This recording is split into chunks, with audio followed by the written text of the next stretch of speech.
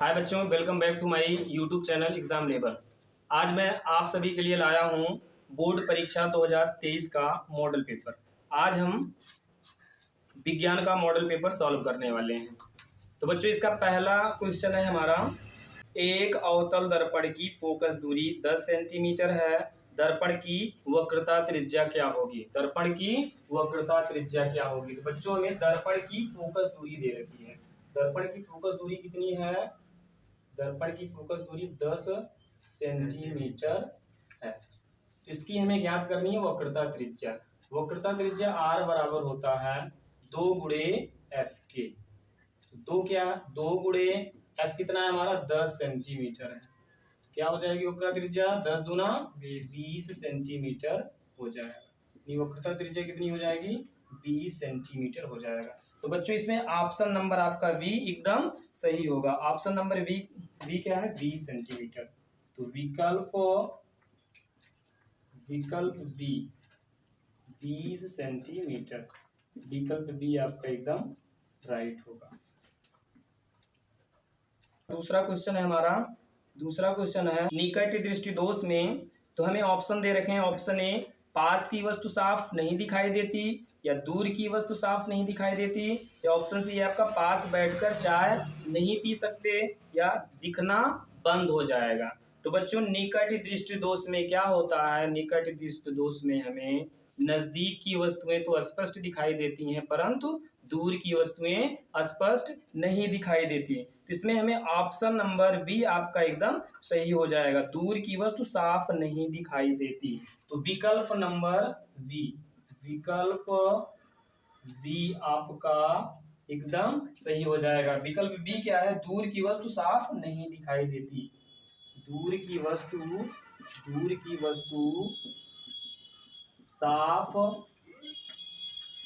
नहीं दिखाई देती, साफ नहीं दिखाई देती। तो बच्चों, हमारा विकल्प नंबर बी एकदम सही हो जाए। बच्चों, तीसरा क्वेश्चन है हमारा, तीसरा क्वेश्चन है विद्युत धारा का एसआई मात्रक है। विद्युत धारा का एसआई मात्रक क्या है बच्चों? विद्युत धारा का एसआई मात्रक होता है एम्पियर।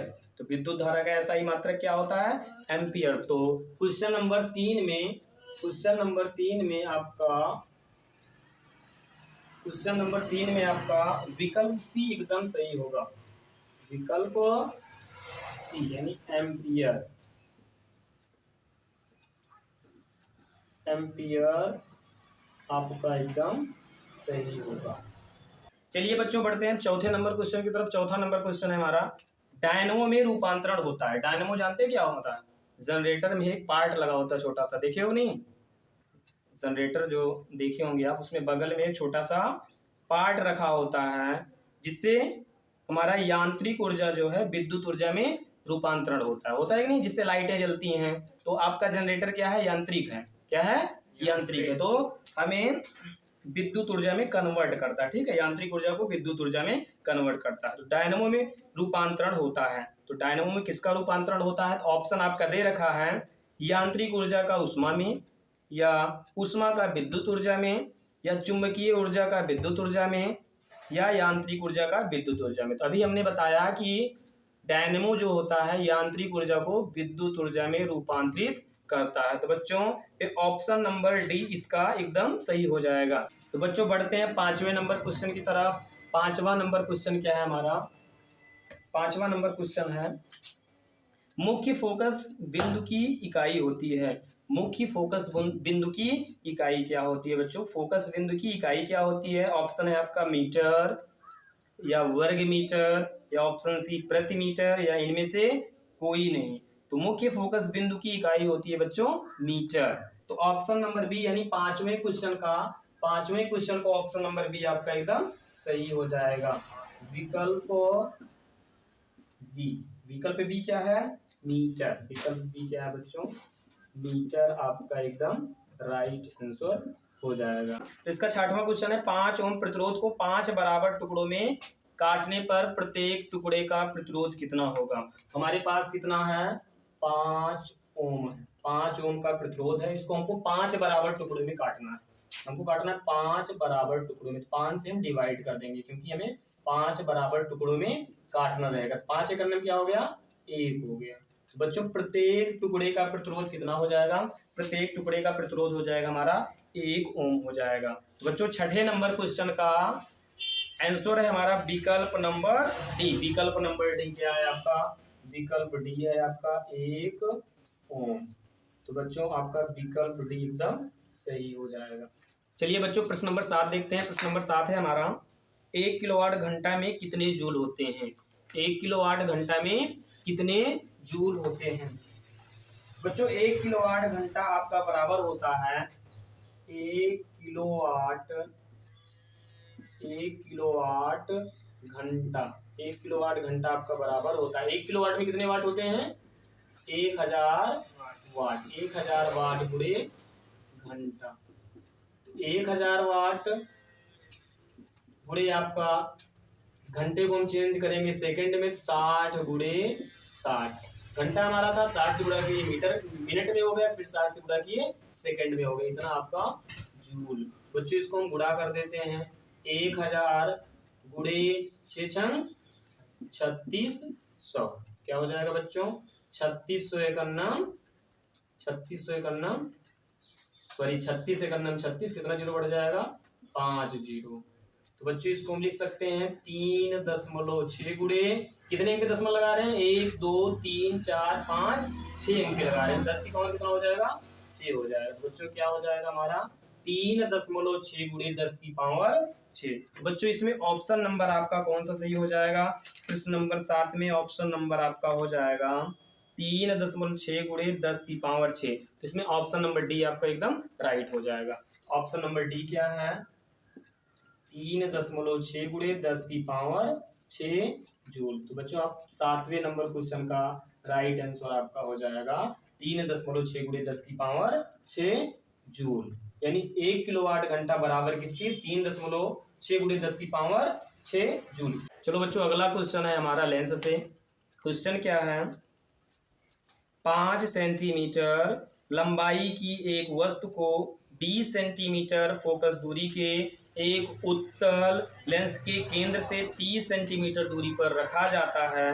प्रतिबिंब की स्थिति तथा हमें आकार बताना है। तो बच्चों में इसमें दे रखा है यफ दे रखा है, उत्तल लेंस की फोकस दूरी हमें दे रखी है यफ बराबर 20 सेंटीमीटर, यफ बराबर 20 सेंटीमीटर हमें दे रखी है, और वो हमें वस्तु की लंबाई क्या दे रखी है, वस्तु की लंबाई ओ बराबर कितना दे रखा है 5 सेंटीमीटर दे रखा है, और हमें यू दे रखा है वस्तु की दूरी केंद्र से 30 सेंटीमीटर दूरी पर रखा है। उत्तल लेंस के केंद्र से 30 सेंटीमीटर दूरी पर रखा जाता है। तो हमें यू कितना दे रखा है, यू दे रखा है आपका 30 सेंटीमीटर। तो बच्चों हमें क्या ज्ञात करना है, इसमें आई ज्ञात करना है, यानी हमें ज्ञात करना है प्रतिबिंब की लंबाई और प्रतिबिंब की स्थिति। प्रतिबिंब की लंबाई हमें ज्ञात करनी है और प्रतिबिंब की स्थिति हमें ज्ञात करनी है।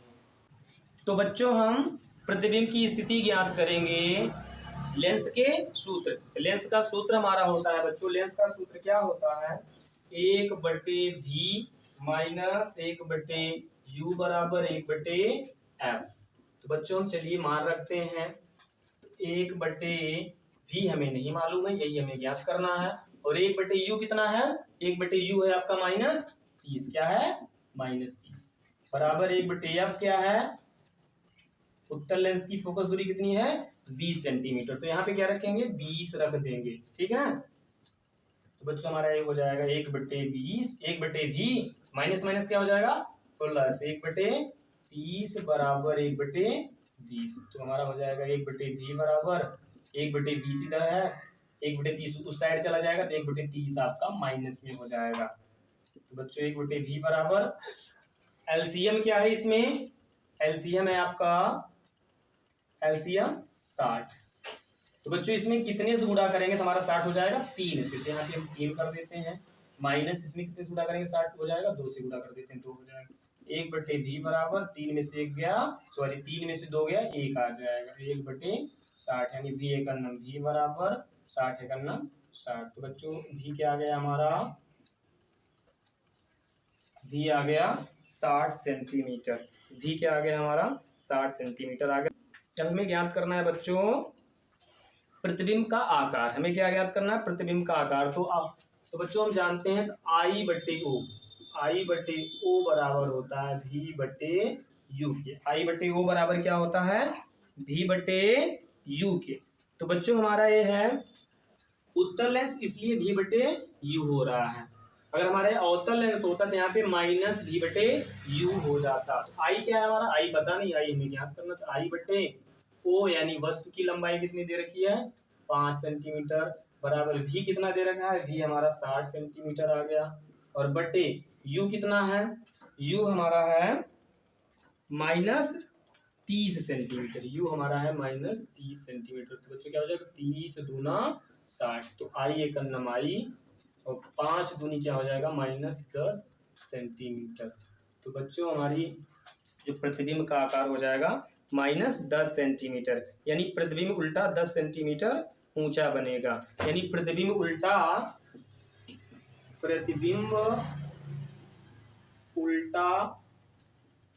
10 सेंटीमीटर ऊंचा बनेगा।